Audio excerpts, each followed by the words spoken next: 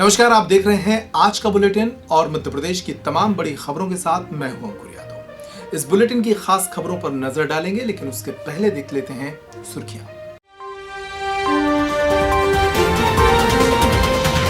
राजगढ़ में 2 कारों के बीच हुई भीषण भिड़ंत, एक ही परिवार के 4 सदस्यों सहित 5 लोगों की मौत। रायसेन में मानवता को शर्मसार करने वाली तस्वीर सामने आई। बुजुर्ग पति ने अपनी बीमार पत्नी को साइकिल पर 80 किलोमीटर तक का सफर शुरू किया, बाद में मिली मदद। छतरपुर में सरे बाजार दिन दहाड़े हुई एक व्यक्ति की हत्या, 20 साल पुरानी हत्या का बदला लेने दिया गया वारदात को अंजाम। शिवराज ने प्रदेश के 56 लाख बिजली उपभोक्ताओं को दिया तोहफा, 3 महीनों तक बिजली बिलों में मिलेगी कटौती। मध्य प्रदेश के राजगढ़ के समीप सोमवार को एक भीषण हादसा सामने आया। 2 कारें तेज रफ्तार आमने सामने टकरा गईं। इस हादसे में 5 लोगों की मौत हुई है। मरने वालों में एक ही परिवार के 4 सदस्य शामिल हैं। मध्य प्रदेश के राजगढ़ के पास 2 कारों की एक भिड़ंत के दौरान 5 लोगों की मौत का मामला सामने आया है। इनमें 4 इंदौर के एक ही परिवार के सदस्य हैं। नेशनल हाईवे 3 पर सारंगपुर के पास गोपालपुरा में सोमवार सुबह 2 कारों की टक्कर में 5 लोगों की मौत हो गई। एक कार में सवार एक ही परिवार के पिता, पुत्र, पत्नी और दामाद सहित 4 लोगों की मौत हुई है, जबकि दूसरी कार में सवार एक महंत की मौत हो गई। 3 लोग इस हादसे में घायल भी हुए, जिन्हें शाजापुर रेफर किया गया है। पुलिस से मिली जानकारी के मुताबिक कानपुर के समीपस्थ लोरी गांव के रहने वाले अमर सिंह यादव के पुत्र शैलेंद्र एवं उनके दामाद सुशील इंदौर में रहते थे। वह बेटे और दामाद के साथ पत्नी सहित कार से इंदौर जा रहे थे। तभी गोपालपुरा के समीप औरंगाबाद से आ रही इनोवा गाड़ी से सीधी टक्कर हो गई। इस हादसे में इंदौर जा रही कार में सवार अमर सिंह, सिया दुलारी, शैलेश और दामाद सुशील की मौके पर ही मौत हो गई। उधर औरंगाबाद के जूना अखाड़ा से गंज लखनऊ कल्याण गिरी आश्रम के लिए जा रहे महंत सोमेश्वर गिरी महाराज की भी मौके पर ही मौत हो गई। इनोवा में सवार महंत अनंत गिरी और शिष्य अभिषेक व कैलाश घायल हो गए हैं। इनोवा में सवार सभी लोग लखनऊगंज के कल्याण गिरी आश्रम जा रहे थे। मध्य प्रदेश के सागर जिले में मंत्री गोविंद सिंह राजपूत के बंगले के बाहर फायरिंग की घटना सामने आई है। पुलिस ने इस मामले में 2 लोगों को गिरफ्तार किया है। इस वारदात के बाद मंत्री गोविंद सिंह राजपूत ने कहा है कि मंत्री होते हुए भी जब उनके घर के बाहर फायरिंग हो सकती है तो प्रदेश में कहीं भी कुछ भी हो सकता है। इस वारदात को आने वाले उपचुनाव से जोड़कर भी देखा जा रहा है। मध्य प्रदेश की शिवराज सरकार में सहकारिता मंत्री गोविंद सिंह राजपूत के सागर स्थित बंगले के पास गोलियां दागी गई हैं। इसकी सूचना पुलिस को दी गई तो 2 आरोपियों को मौके से गिरफ्तार कर लिया गया। फायरिंग से क्षेत्र में दहशत फैल गई। घटना रविवार को देर रात सामने आई। उस समय मंत्री राजपूत अपने ऑफिस से बंगले लौटे थे। मंत्री के गनर अजय पाल ने 3 लोगों पर FIR दर्ज कराई है। पुलिस ने मामला दर्ज कर 2 आरोपियों को गिरफ्तार कर लिया है। वहीं तीसरा आरोपी अब भी फरार है।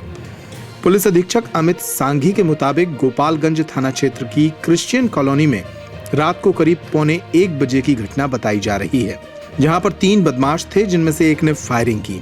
मौके पर पुलिस और FSL की टीम पहुंची थी। गौरव चौहान और विवेक ठाकुर नाम के 2 बदमाशों की गिरफ्तारी हुई है। उनके पास से एक कट्टा, 5 कारतूस और एक बलेनो कार मिली है।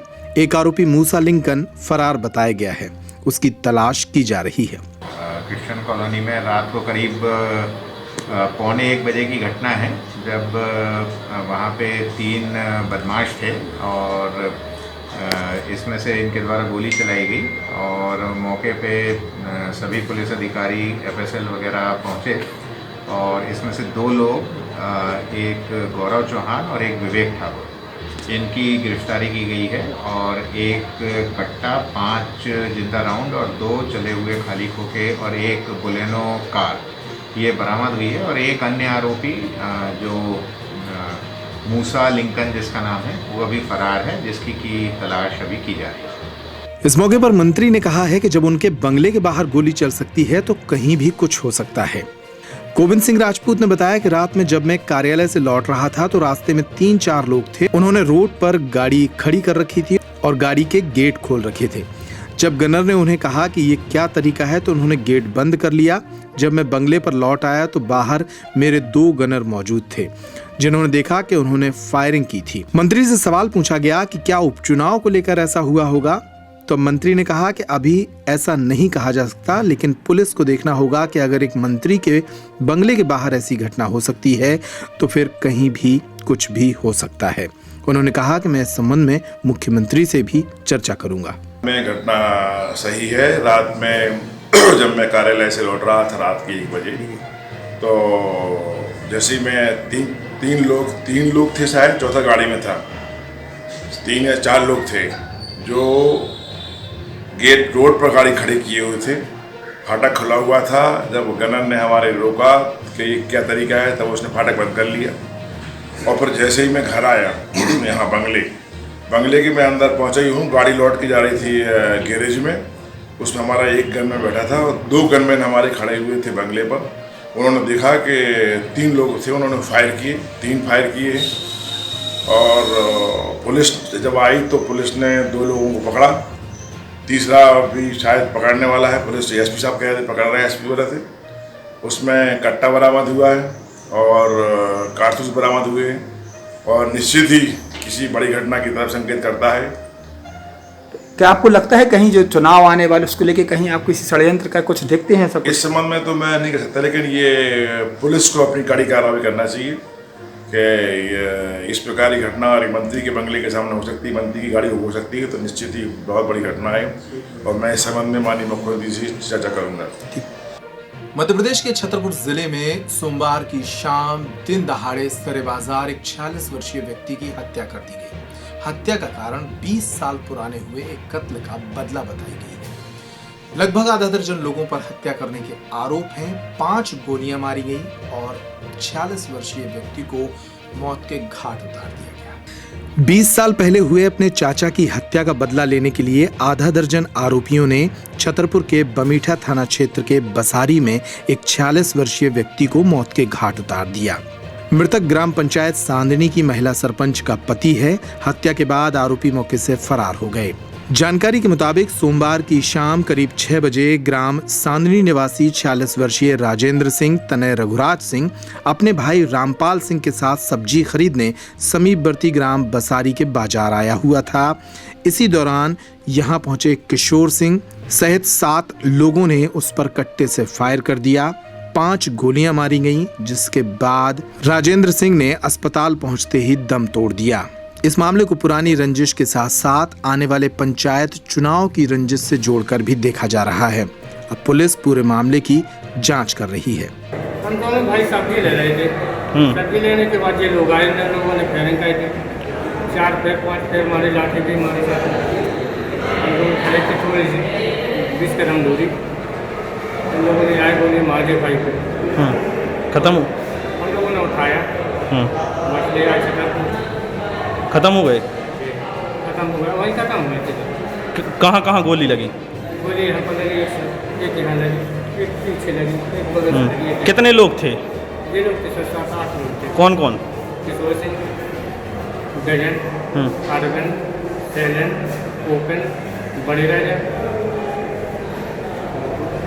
रोकन, अनहर सिंह। हाँ, सब पिछले थे। काय की? 20 साल पहले कुछ पंचायत की बुलाएंगे, क्यों कुछ सरपंच को ले। मध्य प्रदेश के बिजली उपभोक्ताओं को मुख्यमंत्री शिवराज सिंह चौहान ने बड़ी राहत देने का ऐलान किया है।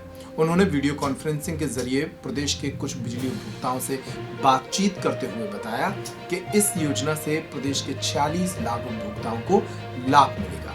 किस तरह से लाभ मिलेगा, देखिए इस खबर में। मध्य प्रदेश के लोगों के लिए खुशखबरी आई है। लॉकडाउन के दौरान 3 महीने के बिजली का बिल मुख्यमंत्री शिवराज सिंह चौहान ने आधा कर दिया। सोमवार को इसका ऐलान किया गया। उन्होंने कहा कि अप्रैल में 100 रुपए तक का बिजली बिल भरने वाले उपभोक्ताओं को मई, जून, जुलाई में सिर्फ 50 रुपए ही भरना होगा। जिन लोगों ने 100 से 400 रुपए तक का बिजली बिल जमा किया था, उनसे 100 रुपए ही लिए जाएंगे। 400 रुपए से ज्यादा बिजली बिल वालों को आधा ही बिल भरना होगा। शिवराज ने 10 से ज्यादा आम उपभोक्ताओं से वीडियो कॉन्फ्रेंसिंग के जरिए बातचीत भी की। मुख्यमंत्री ने दावा किया है कि इस योजना से प्रदेश के 95 लाख उपभोक्ताओं को सीधे 600 करोड़ रुपए का लाभ मिलेगा। इसमें 56 लाख बिजली उपभोक्ता ऐसे हैं जिन्हें सिर्फ 50 रुपए भरना होगा। बिजली कंपनी को नुकसान ना हो, इसके लिए सरकार उपभोक्ताओं की तरफ से अन्य राशि सब्सिडी के तौर पर कंपनी के खाते में जमा करेगी। ये योजना सभी घरेलू उपभोक्ताओं के लिए है कि बिजली के बिल बड़े नहीं आएंगे, छोटे आएंगे। संबल योजना के एक उद्देश्य था गरीबों को सस्ती बिजली देना, और मैं उसके लिए प्रतिबद्ध हूं। सस्ती बिजली गरीबों को दी जाएगी कि गरीब जनता ऐसे समय जब काम धंधा भी बंद है बड़े बिजली के बिल नहीं देगी, नहीं दे सकेगी। अब नहीं देगी का मतलब ये नहीं है कि जनता नहीं दे तो फिर देगा कौन? सरकार को अपने खजाने से पैसा बिजली वालों को देना पड़ता है। और इसलिए हमने एक बड़ा फैसला किया। एक तो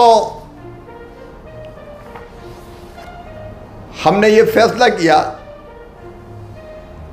कि तत्काल बिजली के बिल लोग नहीं दे सकते थे, तो मार्च और अप्रैल के बिजली के बिलों के बिना सरचार्ज के भुगतान की तिथि बढ़ा के 15 मई कर दी थी, और कृषि उपभोक्ताओं को भी बिना सरचार्ज के बिजली की बिल जमा करने की तारीख 15 मई कर दी थी। घरेलू और औद्योगिक उपभोक्ता उनके भी स्थायी प्रभार को 15 मई तक के लिए डेफर कर दिया था। लेकिन इसके अलावा हमने तय किया कि मार्च 2020 की स्थिति में हमारे संबल योजना के गरीब वो हितग्राही जिनका अप्रैल महीने में 100 रुपये का बिल आया है, उनसे अप्रैल, मई और जून 3 महीने का बिजली का बिल केवल 50 रुपया लिया जाएगा।